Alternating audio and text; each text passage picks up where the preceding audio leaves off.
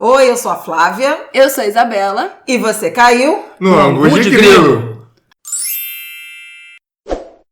Oi, gente! Estamos nesse Ângulo de Grilo especial, recebendo dois convidados ilustres nesse episódio 14 de hoje. É muita emoção. Mãe, quem estamos trazendo aqui hoje? É muita emoção, Brasil. Nós estamos trazendo representantes da torcida campeã da Libertadores da América e do Campeonato Brasileiro 2019, Aiden André Mota, e o homem que eu gosto, como meu marido. E o homem que eu gosto, que terá o seu nome revelado agora, ao vivo neste podcast, Rafael Oliveira. Sim, temos o mesmo sobrenome, amadas. Foi tudo muito programado, vocês não estão entendendo. Feitos um para o outro. Nossa, que emoção. Gente, é o seguinte, começando a falar um pouco aqui de futebol, então vamos falar... Os torcedores dos flamenguistas vão falar aí dessa relação com o Flamengo. Eu vou chorar minhas pitangas da Libertadores que eu vi o Fluminense perder. Minha mãe vai falar do Vasco e depois vamos seguir para outros assuntos. Vamos falar de racismo na medicina. É o nosso último programa da Consciência Negra, né? Do mês de novembro. É verdade. Então vamos fechar aí com esse assunto importante. Já que temos um médico pretop lindo presente, vamos falar sobre o assunto, ok? Então, antes de a gente começar, por favor, gostaria que vocês se apresentassem os dois. Bem, eu sou Aiden André Mota, marido da Flávia Oliveira, padrasto da Isabela, são minhas duas principais credenciais. Sou jornalista, sou comentarista do Sport TV, sou editor do site Colabora, sou escritor. Especialista em carnaval, é verdade. Por favor. Especialista em carnaval. De vários livros. De vários livros sobre o Rio de Janeiro e sobre o carnaval em particular. Torcedor, sim, do Flamengo e da querida Beija-Flor de Nilópolis, que a gente não pode esquecer. Chegaremos lá no carnaval. Eu sou Rafael, namorado de Isabela, genro de Flávia Oliveira. Não tenho um currículo tão grande quanto o do Aiden André Mota, mas o meu currículo também tá legalzinho. Eu sou médico. Tá maravilhoso, que é isso que eu preciso. Flamenguista, eu acho que isso é uma das minhas maiores qualidades e eu acho que o Flamengo é algo que passa de geração, de família, então além de ser o amor pelo futebol, o amor embutido na construção de uma história familiar, de uma relação com seus familiares. Então, assim, é inédito que no Ângulo de Grilo temos alguém que estudou finalmente, né, pessoal? Esse pessoal de humanas, a gente sabe como é, né? Uma coisa horrorosa. Eu nego gente, essa frase. Isso é legal, a nossa primeira edição com convidados. Tinha que ser quem, né, meninas? Não tava no script isso, a gente tem uma intenção de trazer convidados para o Ângulo de Grilo, mas era um projeto 2020. A gente acabou antecipando por conta dessa coincidência de mãe e filha estarem envolvidas com flamenguistas e por conta da histeria, né? Da última semana. Não, histeria. Aliás, mais do Rafael. Vamos abrir o Aiden essa... até bem discreto. Não, porque eu também sabia que não tinha lugar para a histeria dele nessa casa. Ia ser o quê? Oprimido. Não, então... tem até uma história disso, né? Peraí, vamos botar o áudio famoso? Vamos exemplificar a histeria. Vamos botar aqui o que foi o nosso sábado. Caralho! O nome do meu primeiro filho vai ser Gabigol, o nome do segundo vai ser Bruno Henrique e o terceiro é Everton Ribeiro, porra! Campeão, Aiden do caralho! Olha, eu não tenho nem palavras. Você quer se explicar? Eu tô te dando a palavra aqui pra você se explicar. Direito de resposta. Na verdade, eu não tenho que explicar. Eu só tava, na verdade, comentando e falando pro Aiden o nome dos meus filhos. Era apenas isso, numa de pura alegria. Obrigada por me informar. De muita serenidade. Serenidade, sóbrio, obviamente. Temperança. Né? Eu não sei se o povo reparou, né, que o nome do segundo filho vai ser Bruno Henrique. Gente, é não é nome Bruno só. Henrique, não. É Bruno Henrique. Não é composto, não, viu? Mas olha só, Bruno Rafael, Henrique. seu irmão saiu da Califórnia, onde ele mora, para ir pro jogo em Lima. Você virou flamenguista por causa do seu irmão? Sem dúvida. Mais velho, né? Como eu disse inicialmente, acho que o futebol no nosso país, né, sendo o maior esporte, ele não atua apenas na sua relação esportiva, ele atua também como para a união das famílias, né, e paixão mesmo. Então, eu acho que a minha relação com o Flamengo começou com o Matheus, meu irmão, que me levava desde moleque pro Maracanã, e não só pro Maracanã, mas para onde o Flamengo jogasse, ele sempre me levou a mim e a minha irmã. Então, acho que a minha paixão por esse time começou daí. Então, não teria como, nessa primeira Libertadores que eu vi, né? A outra eu não era nascido, eu manter uma calma depois do título da forma que foi. Seria um pouco difícil. E o Aidano? Lembra das duas? Sim, claro. Inclusive, eu fiquei pensando sobre isso nesses dias aí, logo depois do jogo, né? Fiquei pensando sobre isso, que tem muito a ver com o tempo da vida, né? O tempo que você está vivendo, né? A outra Libertadores foi muito mais apaixonante para mim do que essa. Quando o Flamengo foi campeão em 81, vencendo o Cobreloa por 2-0 em Montevidéu, no Estádio Centenário. Eu lembro desse jogo. Então, eu tinha 17 anos. Então era uma coisa apaixonante, lúdica, totalmente um sonho. Aí eu fui, enfim, envelheci, me formei, fui trabalhar com isso. E hoje é muito mais racional a minha relação com o futebol. Para vocês terem uma ideia, vocês duas acham que eu sou fanático hoje? Eu mal Eu acho que você já foi muito pior. Não, já foi pior, é verdade. Mas mesmo... Vou dar meu depoimento aqui. E antes de vocês, eu era muito pior. O telefone da minha casa, lá em Niterói, quando eu tinha, na época do Flamengo do Zico, era 711-7899. Eu dizia o meu telefone para as pessoas assim: Tita Raul, Tita Adílio Nunes. Ai, gente, que vergonha mesmo. que eram, não era a minha gestão, minha gente. Das camisas. Que eram os números das camisas desses jogadores. Eu costumo dizer, por exemplo, que o Zico é o homem que mais me deu alegria na vida e que me deu mais que quase todas as mulheres, inclusive também. E essa relação hoje é totalmente diferente, porque eu entendo como é que é a dinâmica do futebol, um esporte altamente profissionalizado, mercantilizado. Enfim, o Brasil é periferia do futebol. Então tudo isso, assim, tudo isso faz com que as derrotas do Flamengo sejam muito mais impactantes para mim do que as vitórias. As pessoas se decepcionam um pouco, que eu não sou o perfil do rubro-negro típico, que é o otimista, o fanfarrão. Eu não sou, eu sou geralmente pessimista, acho que vai dar errado. Mas você é assim na vida, né, meu amor? Não é só com o Flamengo. É verdade. Você tem um quê de um pouco de e eu tango, entendo né? totalmente, Poderia ser argentino. E eu entendo totalmente a euforia dos rubro-negros como o Rafael, que são a maioria hoje, né? Porque tem muito mais gente mais nova. O primeiro título tem 38 anos. Então, assim, eu entendo totalmente a euforia, entendo, justifico, acho incrível. Mas eu racionalizo muito, assim, hoje essas vitórias, porque eu quero entender os processos, as dinâmicas, enfim, até um papo meio chato. Vem cá, Rafael, então, por causa do irmão, Aidano virou flamenguista por influência de quem? É outra história sem graça. O meu pai, que se chamava Aidano também, eu lembro com 6, 7 anos, eu virei pra ele e perguntei: pai, qual é o seu time? Ele falou: Flamengo. Ah, então você é Flamengo também. E virei Flamengo por causa disso. Só que ele não gostava de futebol verdadeiramente. Meu pai só gostava de uma coisa, de beber. Tanto que morreu com 59 anos. Então, assim, eu não ia ao Maracanã com ele não me levou ao Maracanã 2 vezes na vida. Tinha um gerente da loja dele chamado Jansen.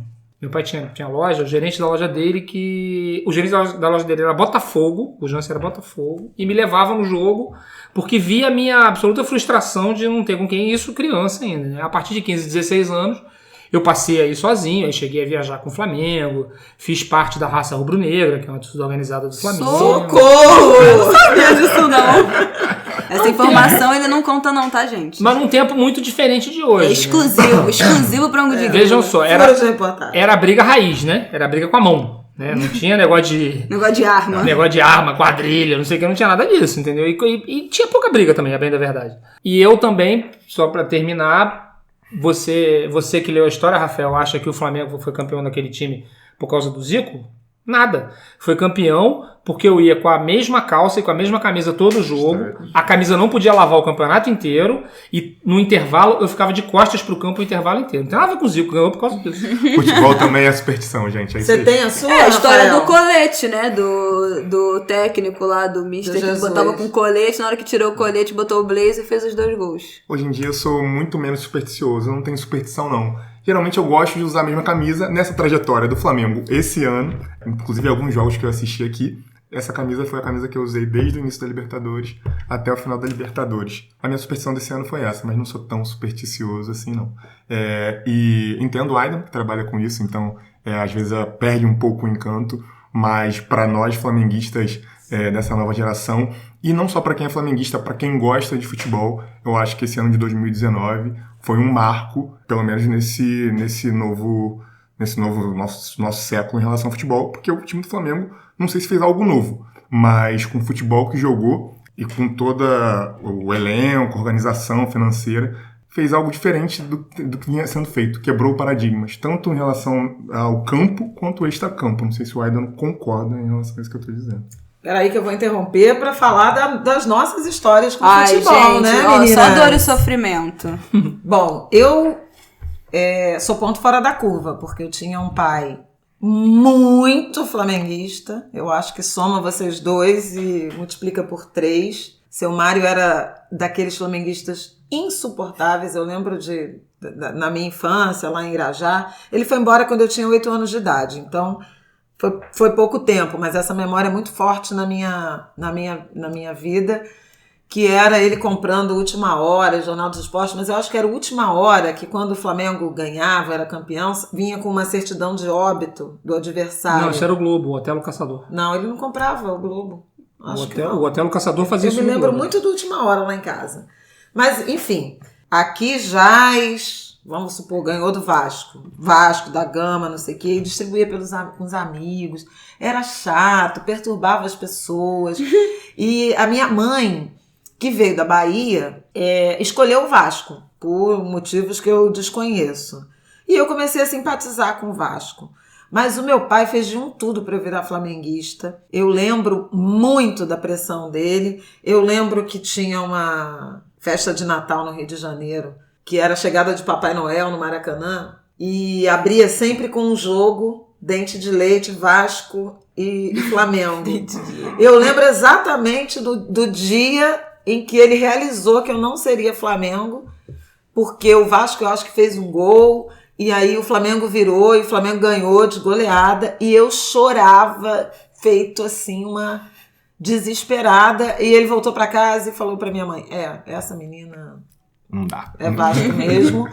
Eu fui bastante Vasco, não de frequentar estádio, porque tinha aquele tabu, né, das mulheres em estádio, minha mãe nunca deixava.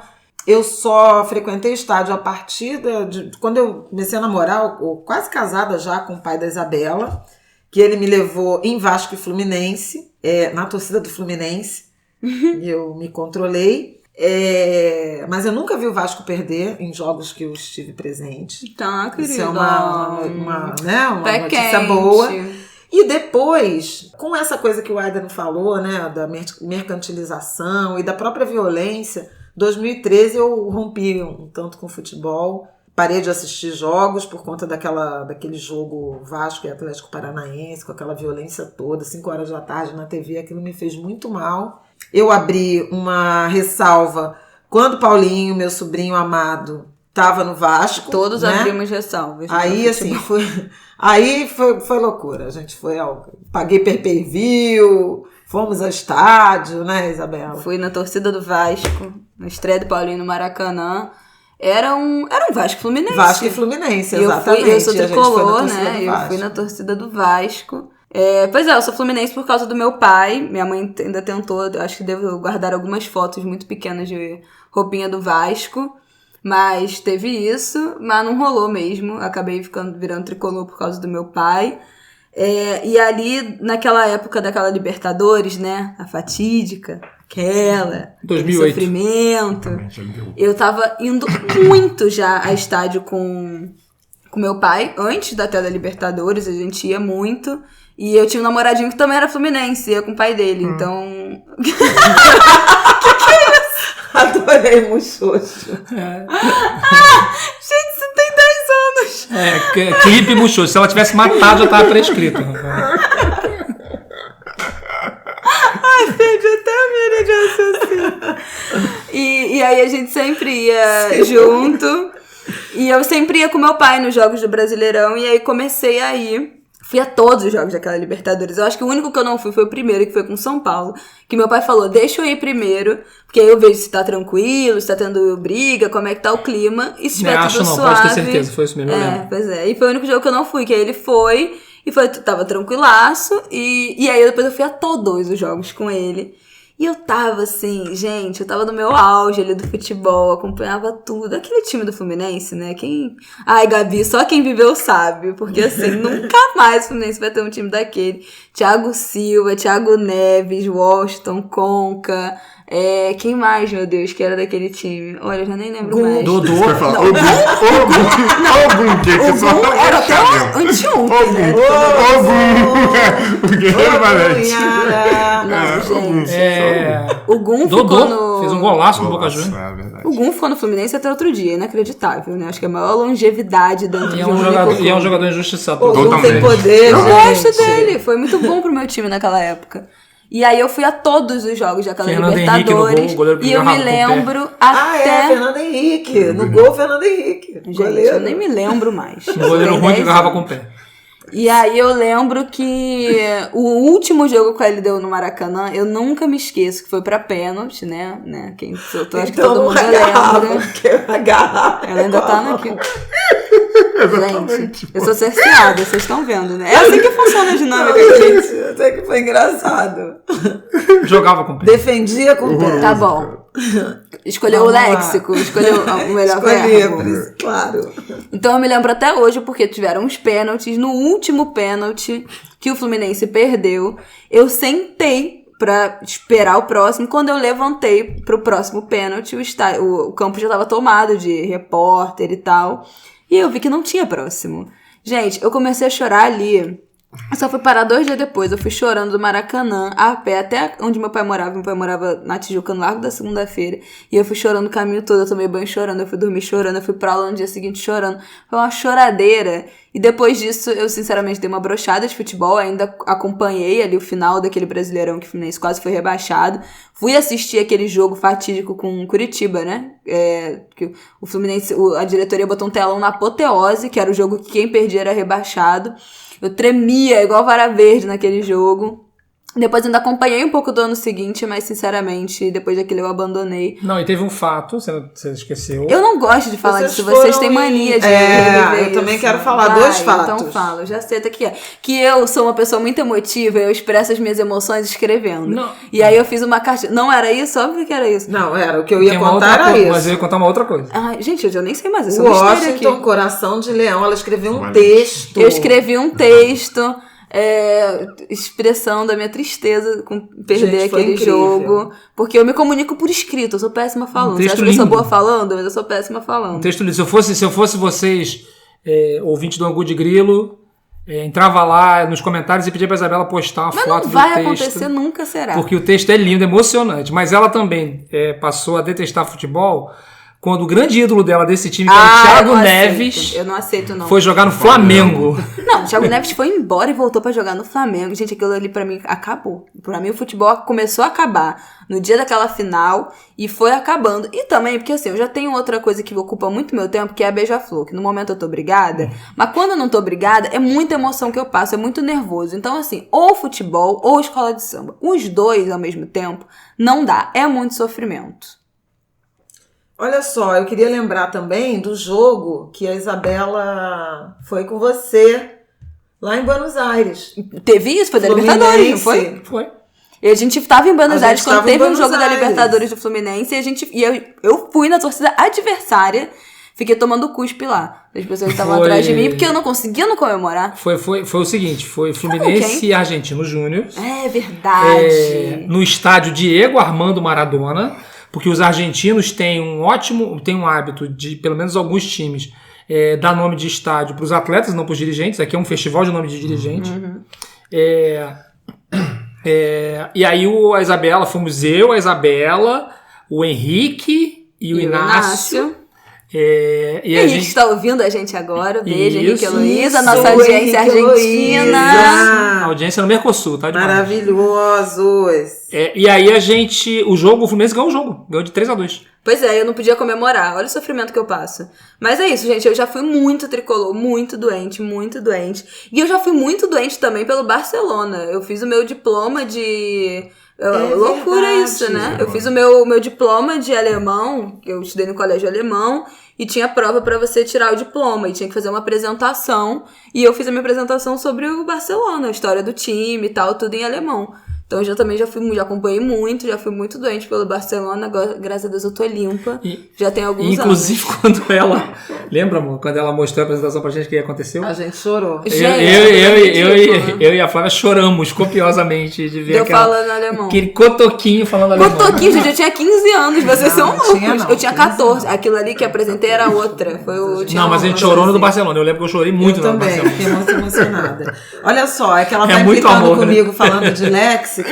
Eu prometi que no Ângulo de Grilo dessa semana especial ia ter palíndromo, né? Porque semana passada teve Proparoxítona em homenagem ao Emicida. Pronto, agora toda aula Beijo, de português, Emicida. tá, menina? Não, mas é que rolou um tweet falando que Renier se torna o maior jogador com o nome palíndromo a conquistar a Libertadores, ultrapassando o Hever.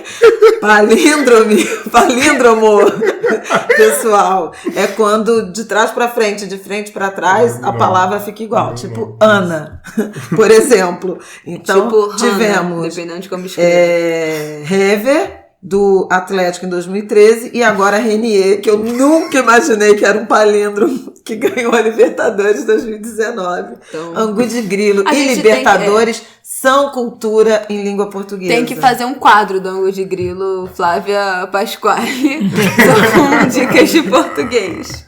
Agora, gramática. A vitória, é muito importante ressaltar, até porque eu falo isso na televisão direto, a conquista da Libertadores, uma improvável conquista do Mundial de Clubes, porque... Já é o pessimista. Não é o pessimista. O principal adversário do Flamengo no Mundial de Clubes é o Liverpool, o maior time do mundo. Aí o buraco é bem mais embaixo. Mas vai, como diria um velho comentarista, hoje já falecido, Juarez Soares, futebol é jogado e lambaria é pescado, né? Vai saber. O fato, mesmo que conquiste o Mundial, não será o fato mais importante da história do Flamengo em 2019. Com certeza. O fato mais importante que o Flamengo passou em 2019 foi a tragédia do Ninho do Urubu, quando morreram 10 meninos que eram das divisões de base do Flamengo, abandonados num container, sem qualquer... Em containers, né? Em containers, né? Sem qualquer... mínima condição de segurança, de prevenção contra uma tragédia que aconteceu. O Flamengo, infelizmente, seguiu o protocolo das empresas nesse tipo de tragédia. O Flamengo tem uma postura muito parecida com a da Vale, que é guardar um silêncio enorme sobre negociações de indenização, não se permitir um contato maior com as famílias, né, das vítimas. O presidente do Flamengo, o Rodolfo Landim, que ficou famoso antes de ser presidente do Flamengo por pedir indenizações milionárias ao Ike Batista na justiça, e agora o Flamengo negocia, adia, posterga o pagamento dessas indenizações, e as indenizações, eu vou dizer uma coisa aqui, nem me importam tanto, porque elas acabarão sendo pagas e elas não compensam você perdeu um filho. A tragédia inominável, a tragédia suprema de perder um filho. Mas é a falta de carinho com essas famílias, de aproximar essas famílias do clube. Então, assim, o Flamengo, por exemplo, não fez um jogo em homenagem a essas famílias. E as homenagens, houve homenagens aos meninos do Ninho na vitória da Libertadores. Alguns jogadores fizeram homenagens. O próprio clube postou nas redes sociais. Mas ainda assim, tá pouco. Gente, o que é um post, né? Hoje eu vi até um repórter falando que fiquei indignada, até comentei com o Rafael, que ele falou: espero que essa vitória seja oferecida, as famílias interpretem essa vitória da Libertadores do Campeonato Brasileiro como uma homenagem aos meninos. Como assim? Um clube que deixa seu filho ao relento, seu filho morre queimado vivo, e aí esse clube meses depois ganha 2 campeonatos em um fim de semana, com milhões e milhões de reais envolvidos nisso, e essa vitória é uma homenagem a um clube, a você, de um clube que deixou seu filho morrer daquele jeito e que até hoje nada aconteceu, não te pagou. Fiquei indignada, não gosto desse tipo de comentário. Acho que essa vitória não é uma homenagem para as famílias, eu acho que essa vitória e essa comemoração, que é óbvio que eu entendo, eu já torci muito futebol, eu entendo a felicidade, a alegria, até a irracionalidade mesmo da comemoração. Mas eu acho que isso não é homenagem pra família, eu acho que isso é um afronte ter o jogador do Flamengo que ganha mais de 1 milhão por mês e até hoje não ter nenhum tipo de indenização ainda acertada para essas famílias. Quero ouvir o Rafael e depois eu tenho meus comentários do ponto de vista de uma jornalista de economia. Em relação a essa questão, nada paga e nada vai diminuir a dor dessas famílias, né? Então, eu acho que, como todos já disseram, Isabela e Aidan, vamos comemorar, acho que ok, mas tem algo que o Flamengo, como maior time do Brasil nesse momento, deve a essas famílias, que as indenizações, né? E tratar essas famílias com mais afeto e carinho para que elas se sintam confortadas, porque essa dor não vai ser paga, não vai ser dinheiro que vai pagar essa dor. Mas o Flamengo tem que se posicionar de uma forma um pouco mais efetiva, que não tem feito, para o nosso pesar e tristeza. A informação oficial são de que houve acordo com 4 das 10 famílias, faltam 6, e aí eu quero fazer um contraponto bastante crítico, vou ser bem ácida, já antecipo, quem for flamenguista não quiser ouvir, tampe os ouvidos, porque acho tudo absurdo, né? As condições de alojamento daqueles jovens, numa gestão que já vinha tentando se firmar como a de um grande saneamento financeiro e de um superávit do ponto de vista de equacionamento de dívida, de compra de jogadores. Então é inaceitável você ter jovens jogadores, futuras promessas, alojados em containers com problemas, inclusive, de instalações elétricas. Isso posto, eu ouvi muito, né, como jornalista de economia, eu vi muitos artigos nas editorias de esporte, nos editoriais de televisão, chamando atenção para esse modelo vitorioso, né, do Flamengo, do ponto de vista de saneamento financeiro e, a partir daí, de um resultado de futebol. Eu acho que tem infrações éticas gravíssimas nessa estrutura, né? Não consigo aplaudir e lançar isso como um exemplo para o futebol brasileiro, justamente em razão desse desvio ético, que é o descuido com a base, que são os jogadores, os meninos mais pobres, e nós sabemos, muitos vindos de fora do Rio de Janeiro, muitos sob a responsabilidade, é quase uma adoção. Total. Né? Vamos lembrar que o acidente do Ninho foi um acidente de trabalho, um dos maiores no Rio de Janeiro, né? Assim como o da Vale foi o maior acidente de trabalho já registrado na história brasileira, né? O acidente de Brumadinho. Mas eu vou dizer um pouco mais. Quando o Flamengo entrou nessa viagem da gestão responsável, eles buscaram uma associação ao Instituto Ethos de Responsabilidade Social, justamente por assumirem, na direção de assumirem compromissos de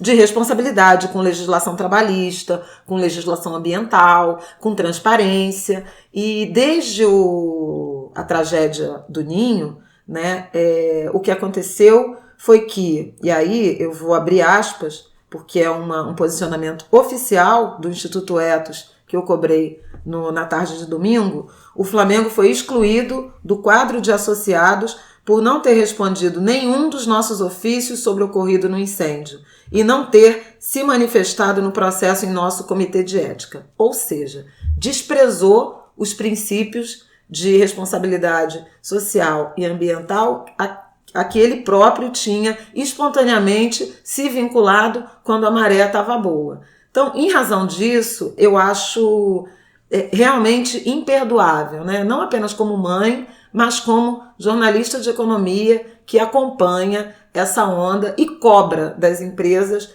ética e responsabilidade do ponto de vista socioambiental. Não dá para ser feliz, gente. Eu tomei uma decisão individual, assim, que não tem a menor importância, mas é uma coisa de consciência comigo mesmo, que é... Eu não uso camisa do Flamengo em nenhuma situação. Vocês podem imaginar, eu tenho 480 mil camisas do Flamengo e eu não uso camisa do Flamengo enquanto essa história não for solucionada de uma maneira digna. Então, assim, isso não tem a menor importância pra ninguém, só pra mim. Mas eu não uso. Do mesmo jeito que tem um monte de supermercado aí que eu não faço compra porque... Eu não compro em loja nenhuma, não consigo comprar uma peça de roupa no shopping. A gente já teve essa edição de Grilo. Consumo consciente, episódio boicote. 6, mas assim, só, olha... Gente, então encerramos o capítulo do futebol. Nanina não. Faltou Política. Futebol e política. Combinam, Rafael Oliveira? Ultimamente, eu acho que... Isso, já que esse abacaxi aí. Boa sorte, parceiro. Pro Witzel não tem combinado muito, né? A gente viu que o governador, não só o governador, como vice-governador, como presidente da Alerj, né? Foram pra Lima ver o jogo e no final teve aquela... O Rio de Janeiro ficou abandonado. Né? É inacrê, gente. Foram pra Lima ver o jogo e no final teve aquela situação ali Passou aquele constrangimento. do Witzel sendo constrangido, ajoelhando pro Gabigol. Gente. Né? E o Gabigol, feliz, né? Obrigado, Gabigol, fez o terceiro gol. Pediu música no Fantástico, né? Assim, de coração, eu acho que a cena é linda, né? O Witzel pagando aquele mico ridículo. Gente, como é que o homem ajoelha? Assim, com todo respeito ao Gabigol. O Witzel que é... Como é que um governador, qualquer ser humano, se ajoelha aos pés de um jogador de futebol? Eu já acho um erro ter ido pro campo. Também porque A partir dali, até ir ao estádio, como governador do estado, a importância que o Flamengo tem, Ano que eu vem- acho razoável, eu acho aceitável. Ele ter ido ao jogo, não acho errado. Acho que a importância que o futebol tem pro Rio de Janeiro, a importância que o Flamengo tem pro Rio de Janeiro. Não, ele eu acho do bem Ele é ter ido. Agora vai governador. o vice, Não, vai e ano fulano no e Rio de ano que Janeiro, vem ficou tem aí sendo a- comandado Ele ter ido. Agora, eu acho que não 15º da linha de precisava sucessão. pisar no gramado, Designated Survivor. né? E muito menos aquela ajoelhar cena, para um jogador de futebol. Aí Se ajoelhar, gente. Ele é Ele já político. meteu aquela medalha fake, né? As pessoas estavam zoando Não, o dia que ele é. arrumou aquela medalha. Que ele adora uma faixa, não pode ver uma faixa que tá botando. Ele é um político tosco, né? Um político, enfim... é um aprendiz, né? Que se permite, e como criança parece que aprende besteira primeiro, né? Porque qual é a outra cena em que ele estava festejando? Quando foi assassinado uma pessoa por um policial de elite, uma forma que não deveria ter sido feita, né? Então. Poderia ter sido somente neutralizada. Ou pelo menos ele não devia festejar. Exato. Né? E aí ele foi pra lá e aí exagerou na festa. Ele que, inclusive, se a gente for nos preceitos do futebol, ele é confessadamente corintiano. Porque ele é paulista e ele é confessadamente corintiano, dito em várias entrevistas já, enfim, não é nem notícia nova. Eu acho que naquela cena, Rafael, o Gabigol não reconheceu, não sabia quem ele era, na verdade. E aí saiu porque achou ridículo um homem velho daquele se ajoelhando pra ele ali. Não, beleza, mas assim, de qualquer jeito, eu acho ridículo um homem velho daquele Porque é ridículo. eu acho que se ele tivesse reconhecido, ele ficaria com mais vergonha ali ainda. Tanto Só acho que- que ele não teria saído. Tanto que depois o Tiraram Gabigol foto juntos. Tirou posa com foto. ele nas redes sociais. E as pessoas ficaram, não, cancela, não sei o quê, porque tirou foto. Gente, mas assim, se o governador, que era jogador de futebol, o governador da sua cidade, pede pra você tirar uma foto com você, você faz o quê? E não é só isso, qualquer pessoa. É, isso qualquer é ser humano. Isso não né? existe, Qualquer ser ele é humano. famoso agora. E se ele votou no Bolsonaro, se é apoiador do Bolsonaro, aí eu já não sei, E tem eu prefiro nem saber. E é estatisticamente desprezível no universo dos jogadores de futebol a chance do Gabigol ser um cidadão progressista. De fato. Os jogadores de futebol são uma reunião de conservadores. A gente conta nos dedos os jogadores que votam em candidatos de esquerda, que não são evangélicos. A imensa maioria é evangélico. O Gabigol é muito evangélico. Ele postou, inclusive... O Bruno Henrique também, né? Falou que fizeram macumbaria pra ele no São Paulo. Já até falamos isso aqui no Angu de Grilo. É verdade, mas isso quer dizer, não é só sobre Não, claro que não. Ser intolerante também. ser evangélico ou ser conservador, mas valores democráticos, por exemplo, de condenar racismo, né, de se engajar em campanhas, por exemplo, contra a violência de gênero, que é nosso próximo assunto, né, Isabela? Eu acho que os jogadores brasileiros, eles são bastante tímidos nessa direção. Você conta nos dedos. Outro dia eu estive lá no Isentões. Grande Círculo com Tinga. o Tinga, mas o Casagrande, né? Beijo pro Casagrande, ele fez uma fala forte falando da democracia corintiana e do quanto ele vê uma indiferença, né?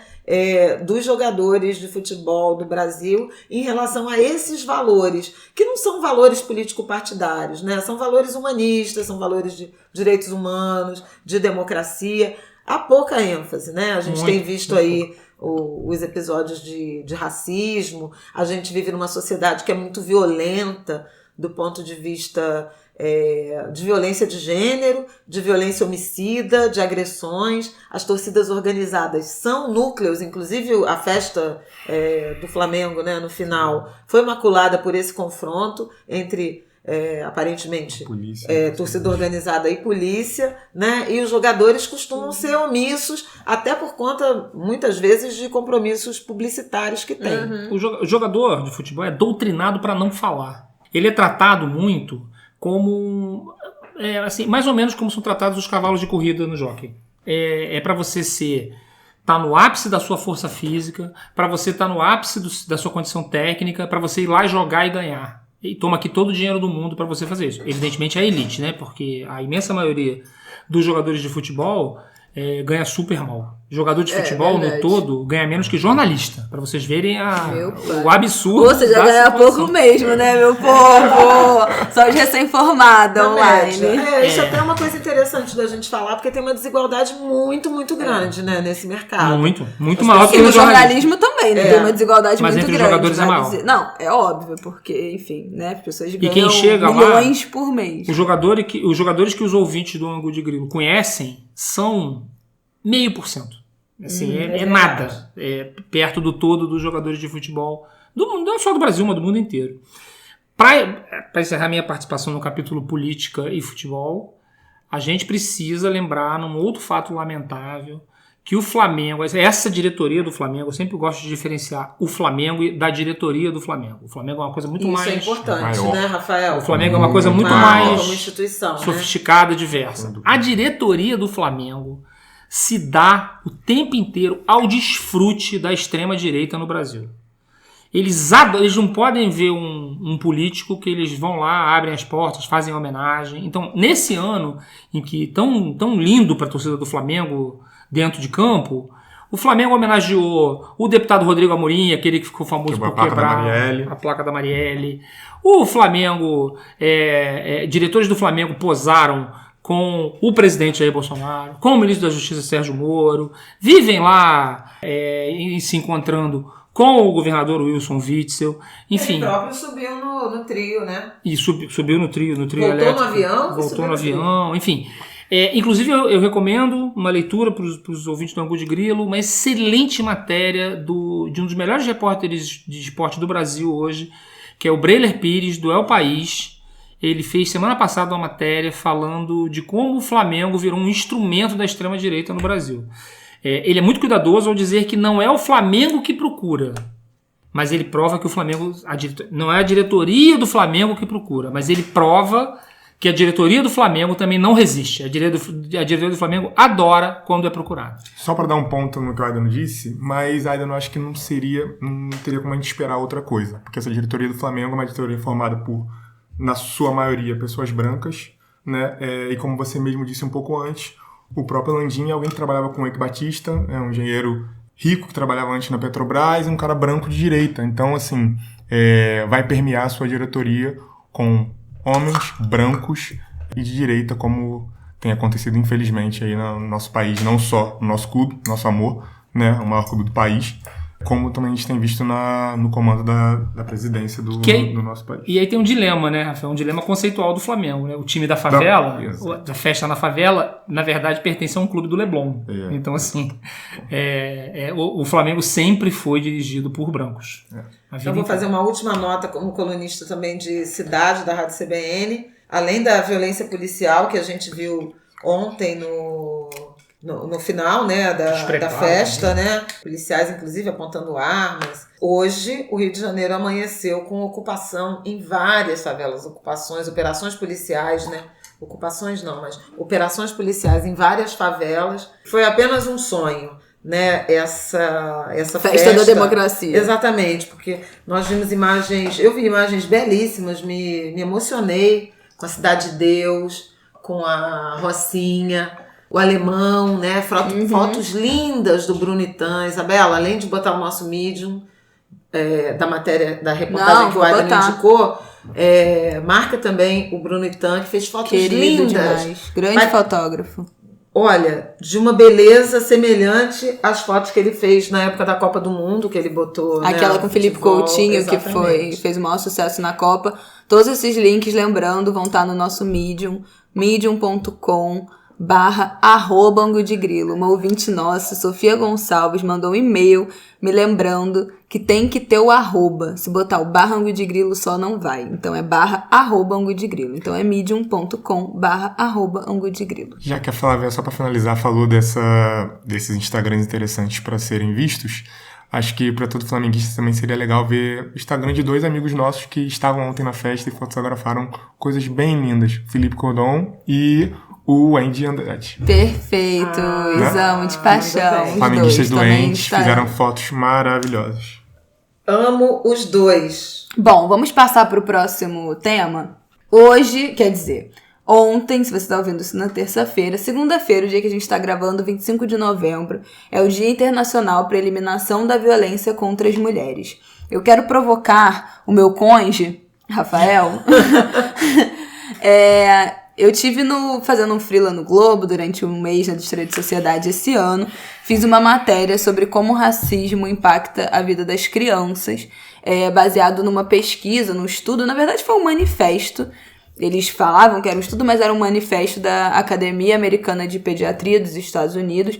Soltaram o primeiro artigo que era exatamente sobre isso. Era um manifesto de como o racismo impacta a saúde de crianças e adolescentes e com diretrizes para como os profissionais que trabalham na área de saúde precisam se preparar e se posicionar e tomar cuidado com as suas ações durante os atendimentos.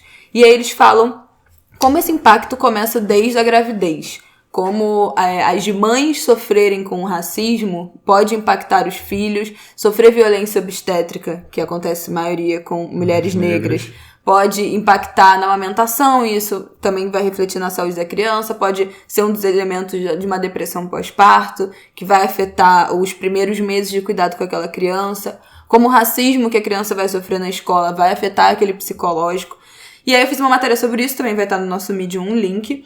Uma das coisas que eu acho que mais me impactou nessa matéria, assim, que foi uma discussão que eu nunca tinha sido apresentada, foi com uma médica que eu falei, uma doutora em saúde pública da Unirio, vou achar o nome dela e já volto com o nome, que ela falou pra mim, quando eu perguntei sobre se o sistema de saúde é racista, ela falou pra mim assim: se a gente pensa que a maioria das mulheres pobres são negras e que a maioria das pessoas que precisam do serviço público de saúde são pessoas pobres e, portanto, a maioria são pessoas negras, e esse sistema de saúde funciona de 8 da manhã às 5 da tarde, e essas pessoas precisam sair de casa, na maioria das vezes, às 4 da manhã e voltam só tarde da noite, e a gente tem um sistema de saúde, pelo menos aqui no Rio de Janeiro, que só funciona de 8 às 5, esse sistema é ineficaz. Uma grávida não vai conseguir fazer as 6 consultas de pré-natal. Ela vai fazer uma e ela não vai conseguir fechar as 6 consultas necessárias durante a gravidez, porque ela vai ter que faltar ao trabalho. E aí, se o filho ficar doente, ela não vai conseguir levar o filho para consultas de rotina. Então, o nosso sistema está muito mais adaptado para a gente tratar a doença do que a saúde, né? E isso tem a ver com racismo e com o preconceito de classe. Isso. A gente tem um sistema de saúde preventivo que só funciona em horário comercial, que é o horário que as pessoas pretas e pobres estão trabalhando e não conseguem prevenir a saúde. Acabam adoecendo e superlotando as unidades de emergência. Sem falar no sacrifício do sistema de transporte, né? Eventualmente sair mais cedo do trabalho também não adianta, porque as distâncias a serem percorridas são imensas. E uma pesquisa que eu fiquei muito impressionada também, chama Cor da Dor, eu acho, mas também vai estar lá no link, é uma pesquisa da Escola Nacional de Saúde Pública da Fiocruz, de 2017, que fala sobre a diferença de como ocorre a violência obstétrica entre mulheres brancas, pardas e pretas, e fala que as mulheres pretas têm mais probabilidade, apesar de terem menos predisposição a passarem por intervenções cirúrgicas, procedimentos cirúrgicos ou indicação de cesariana na hora do parto, elas acabam sofrendo mais episiotomias, né, que são os cortes na região do períneo para facilitar a saída do bebê na hora do parto vaginal, e quando elas passam por esse procedimento, elas tomam menos anestesia do que as mulheres pardas e que as mulheres brancas. Bom, dito isto... 2 coisas antes. Primeiro, Um amigo, pesquisador da Fiocruz, o Cláudio Cordovil, ele me disse uma frase uma vez que eu nem sei se é dele, mas enfim, ficou na minha cabeça porque ele que me falou. A saúde e a doença, no caso, né? Elas têm muito mais a ver com CEP do que com DNA. Que é muito mais o lugar onde a pessoa vive do que o código genético que ela carrega. E a outra coisa é que nessa história de violência obstétrica tem um negócio chamado ponto do marido. Ponto do marido. É a questão da episiotomia. Que é uma coisa bizonha. Inacreditável. Tem uma matéria maravilhosa da Bruna, uma colega minha de faculdade, também vai estar o link, que ela fez uma matéria enorme, só recolhendo relatos de mulheres que passaram por esse ponto do marido, que os médicos vão fechar a episiotomia, né? Esse corte que acontece naturalmente ou forçado para ajudar a saída do bebê. Isso. E acabam dando ponto a mais para deixar a entrada da vagina mais apertada para os maridos. Então, assim, é uma coisa bizonha. Esse link também vai estar no nosso Medium. Bruna de Lara, a matéria foi pro Intercept em setembro de 2018. E ela foi muito atacada nas redes sociais por essa matéria, e é uma matéria incrível. A Bruna é uma ótima repórter. Então, dito isto... Rafael, Conge. Fala, Conge. Se vira aí, Conge. Uma coisa que eu sempre gosto de analisar em relação a isso é que tem uma questão da empatia, né? Eu acho que, na sua maioria, os médicos no nosso país são médicos brancos. Em relação a essa questão da saúde da mulher negra, quando, em sua maioria, elas são atendidas por médicos brancos e que não vivem em igualdade de condição nem social, nem socioeducacional, tem um hiato muito grande nessas relações, né? Então, já começa aí. Porque a medicina, outro dia...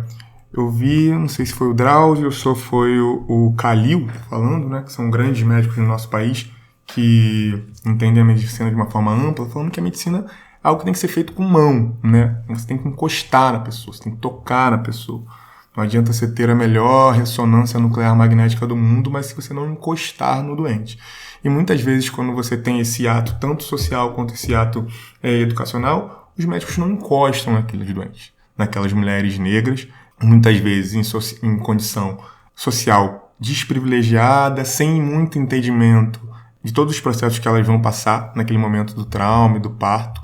Isso faz com que aquela pessoa, o médico que está fazendo o exame ou que esteja fazendo o parto em si, se sinta mais tranquilo, na palavra nem tranquilo, se sinta no direito de fazer algumas agressões desnecessárias, né? Como a epísio, que é feita no momento só de necessidade. A episiotomia é algo que não é preconizado. Ela deve ser feita quando necessário. Quando a criança não tiver passagem, por algum motivo. Não tem passagem. Né? Exatamente. E aí você deve fazer episiotomia. Não é algo que tem que ser feito de praxe. E eu, no meu ensinamento médico, eu não faço ginecologia e obstetrícia, mas no meu ensinamento médico, eu vi muitas médicas fazendo ao seu bel prazer, porque queriam, de alguma certa forma, acelerar o parto, ou porque queriam fazer, simplesmente porque queriam fazer. E isso é uma agressão, isso é uma violência. E no meu hospital escola, que era um hospital público, muitas vezes aquelas mulheres que estavam ali eram mulheres negras, que tinham seu corpo violentado por isso, né? Então eu acho que o cerne de tudo isso, né, o ponto principal de tudo isso, está na questão da falta de empatia, da não proximidade daquele médico com aquele doente. E a não proximidade é em tudo, que nem eu já disse antes. No contato, no acompanhamento. Então eu acho que o foco está nisso aí. E para a gente tentar mudar, né? Porque não adianta a gente falar do que está errado se a gente não propor algo novo para uma mudança, para fazer algo diferente. E a mudança eu acho que está aí. A mudança está aí com cotas raciais, a mudança está aí com... A gente viu agora há pouco tempo atrás a primeira turma de médicos negros sendo formada pela UFBA, né? Não, FRB, Universidade do Recôncavo. Foi a Universidade do Recôncavo? É diferente, gente. Não, mas eu acho que é... Não é da Não, UFBA, são faculdades então, diferentes. Desculpa. Tem 12 médicos negros na turma formada. Eu acho que o ponto para se tentar mudar tá aí. Tendo médicos que se aproximem mais dessa população. O Mais Médicos, né? Saudade do que vivi. Eu acho que o Mais Médicos tem muitos problemas, mas principalmente na questão do Revalida, que a gente já tinha conversado. Mas acho que sim, ele é importante pela proximidade, por levar médicos onde não tem médicos. Tá? E onde os médicos brasileiros não têm querem interesse ir, não tem de interesse ir. de ir. E aí independe de ser médico branco, médico negro ou médico do jeito que for. Eu acho que toda a população tem direito de ter médico, o SUS dá esse direito na Constituição de 1988. Então, assim, Exatamente. todos os lugares têm que ter médicos, né? Saúde é direito. É direito, constitucional. exato. Direito constitucional. Não é algo que ninguém está pedindo esmola ou coisas do tipo. Então, eu acho que a mudança, voltando onde a gente tinha parado, tá nessa questão. De você, obviamente, formar mais médicos negros que se assemelhem e tenham mais empatia por essa população que se encontra em vulnerabilidade. E isso me lembrou também, isso que você falou, uma outra coisa que essa doutora da Unirio, que eu abri aqui a matéria e me recordei do nome dela, que não dá pra gravar tudo de cabeça, gente, que realmente eu fico louca. Ela é médica e professora em saúde pública da Unirio, Maria Aparecida de Assis Patroclo. E ela falou pra mim também que quando a gente fala de pensar o acesso das mulheres negras, das pessoas negras para prevenção de saúde, a gente está falando também da linguagem.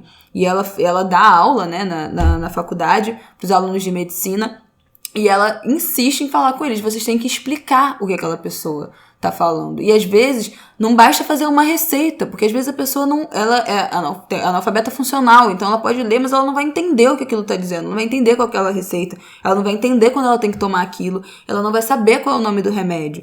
Então isso vai também por perguntar pra pessoa se ela tá entendendo o que você tá falando. Se for o caso, ela falou, você gravar um áudio para o paciente entender, lembrar da sua instrução, de botar na caixa do remédio, se você dá o remédio, botar dia, noite, desenhar, sol, então lua. fazer, pensar a acessibilidade dessas formas, você falar de um jeito que o paciente entenda.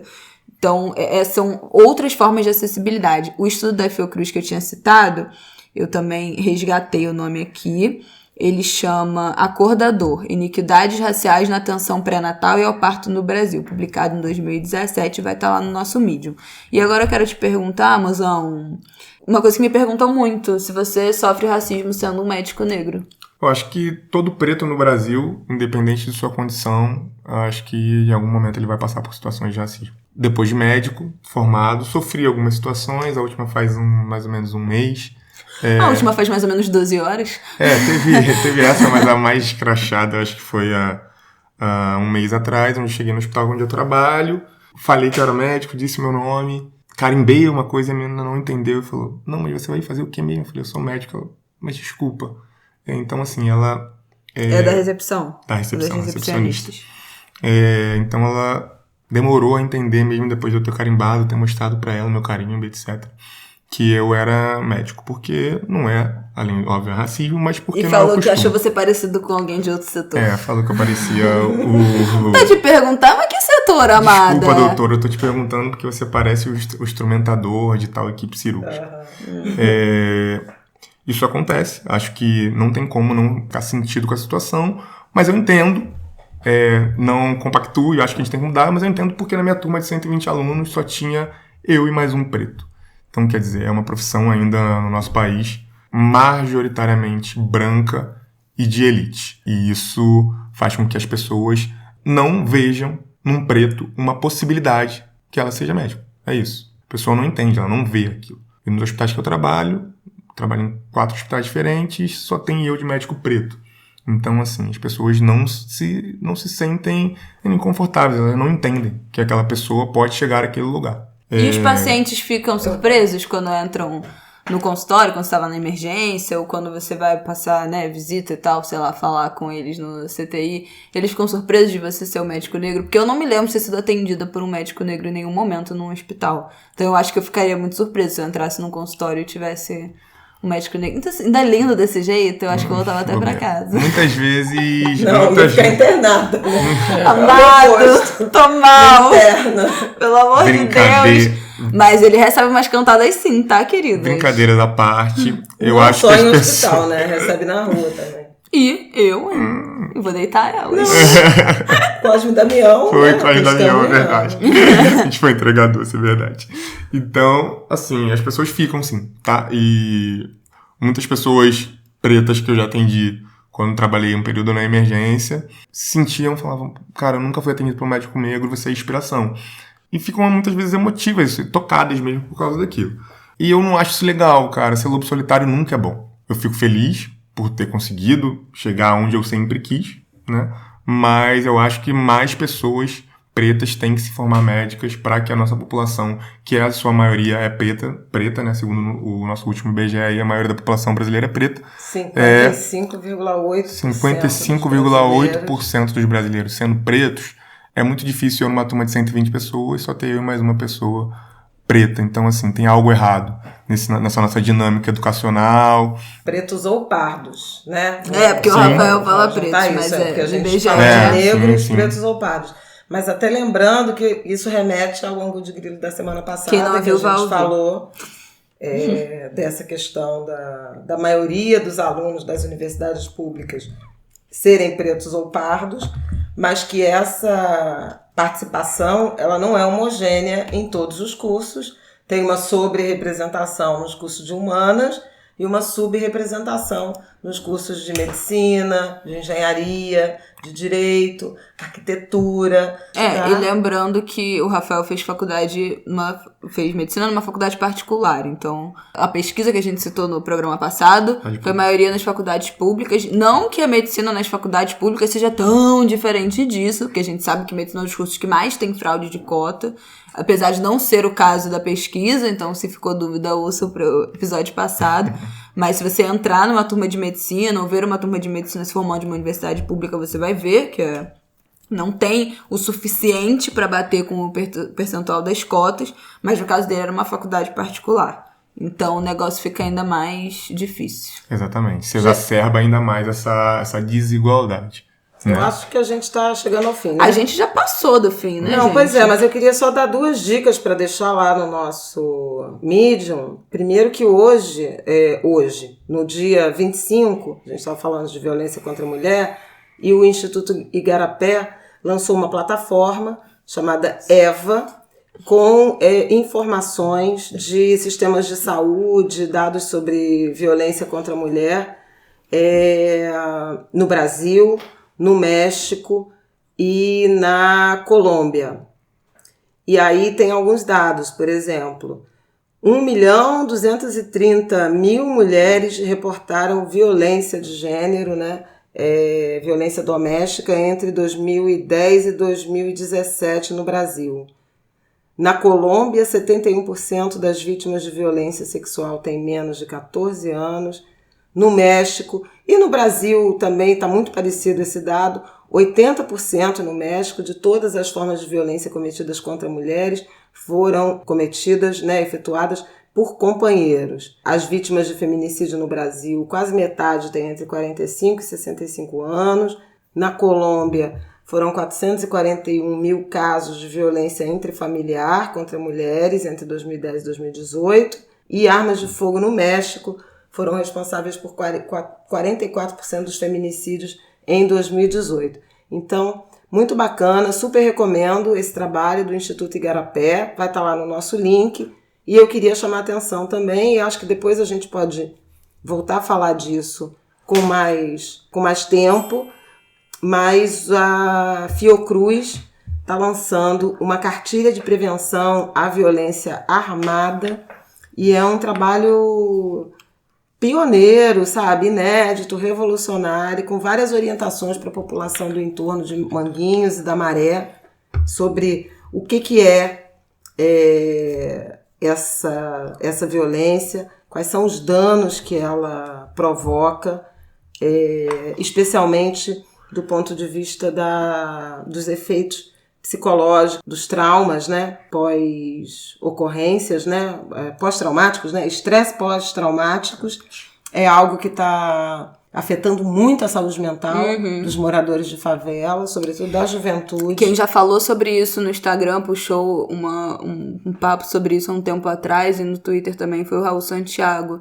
ativista dos direitos humanos. Coletivo Papo Reto. Do Coletivo Papo Reto, do Movimentos do Complexo do Alemão. E ele puxou esse papo de falar sobre terapia e saúde mental das pessoas de favela. A gente já fez uma roda de conversa sobre suicídio no Complexo do Alemão, acho que em 2017, né? Ou 2018? Acho que foi 2017, final de 2017. E esse ano eu estive no Alemão falando de saúde. E ano que vem já é um dos meus planos tentar voltar com essa roda de conversa e expandir para outras favelas do Rio. Se você mora numa favela do Rio e quer levar essa roda, me manda um e-mail, porque a gente já tem o nosso grupo formado com representantes da Sociedade Brasileira de Psiquiatria, do Centro de Valorização da Vida, Associação Brasileira de Psiquiatria e do Centro de Valorização da Vida, o CVV.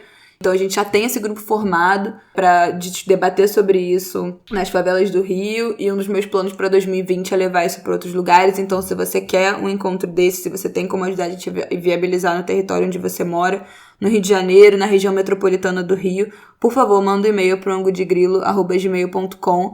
E o Raul é um dos caras que mais me inspira e tem falado sobre isso, porque a saúde mental da população de favela é um debate seríssimo, um tema seríssimo, porque caro, né? Terapia é caro, tratamento psicológico e psiquiátrico é caro, os CAPSs, que são os Centros de Atenção Psicossocial da Prefeitura, não tem espaço para todo mundo, não tem acesso de qualidade para todo mundo. Eu lembro que quando eu ainda trabalhava com jornalismo, eu cheguei a entrevistar pessoas sobre isso, que falavam, um dos representantes de associação de médicos da família, isso é o vinho, tá, gente, que a gente tá falando, mas a gente tá bebendo, que ele falava que tinha CAPS que não tinha psiquiatra, que não tinha médico, só tinha assistente social e mal tinha psicólogo. Então como é que você faz um centro de atenção psicossocial que não trata as doenças mentais, pessoas neuroatípicas, como doença, né? Que é o que é.